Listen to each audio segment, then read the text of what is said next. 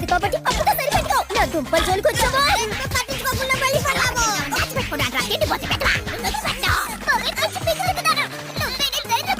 ఈ రోజు నీ ఎముకలు విరగొట్టుకుంటా పోతాను. ఇకపై మీ ఎవ్వరికి నేను వంట చేసి పెట్టను. మా అబ్బాయికి ఆరోగ్యం బాగాలేదు.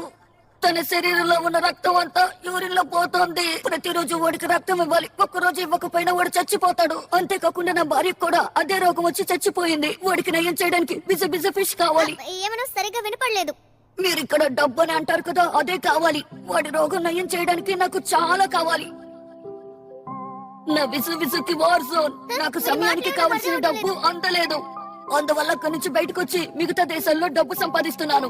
సహజంగా నాలాంటి వాళ్ళుగా ఉంటారు. మమ్మల్ని వాళ్ళ బాడీ గార్డ్స్ గా ఉండడానికి హైర్ చేస్తారు. కానీ నేను బలహీనమైన వాణ్ణి. నాలాంటి బలహీనమైన వాళ్ళకి ఎక్కడ ఎటువంటి ఉద్యోగమో దొరకదు. ఒకవేళ దొరికినా అది ప్రమాదకరమైన ఉద్యోగంగా ఉంటుంది. నాకు ఉద్యోగం లేనందువల్ల కావలసినంత డబ్బు దొరకలేదు.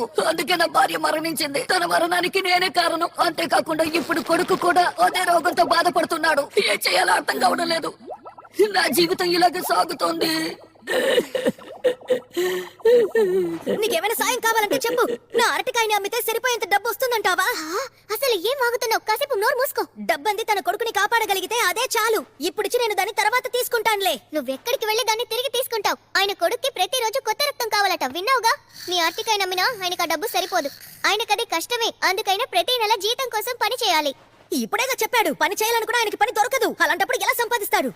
ఆయన కష్టాల్లో ఉన్నాడని విన్న తర్వాత చూసి చూడనట్టు నేను ఉండలేను. నేను మీకు సాయం చేస్తాను. కాస్త కామవు. నీకు ఇప్పుడు ఎలా ఉందో నాకు అర్థమవుతోంది. దీనికి నా దగ్గర ఒక ఐడియా ఉంది. టక్కకూర బంగారం అత్తికాయని నేను తీసుకుంటాను. నోరు మూసుకునే పిచ్చిదానా. నా టక్కకూర బంగారం సాయం చేయాలనుకుంటున్నాడు. నువ్వెందుకు అడ్డుకుంటున్నావు? ఒక మంచి పార్ట్నర్ అయితే ఆ అమ్మాయి సపోర్ట్ చేయాలి. అందుకే సపోర్ట్ చేయడానికి ఒప్పుకుంటూ వస్తున్నావా? మిస్ మొమోయస్ చెప్పింది కరెక్ట్ అనిపిస్తోంది. నేను ఉద్యోగం చేయడం తప్ప నాకు వేరే దారి లేదు. ఇంకా మిస్ కెంటక్క కూడా నాకు సాయం చేస్తానని చెప్పారు. సంతోషంగా ఉంది. మీరు నాకు ఎంత సపోర్ట్ చేస్తారని నేను అస్సలు అనుకోలేదు. ఇంతకు ముందు మిమ్మల్ని నేను బాధ పెట్టినందుకు మీ ముగ్గురు నన్ను క్షమించాలి. విశ్రాంతి తీసుకోవడం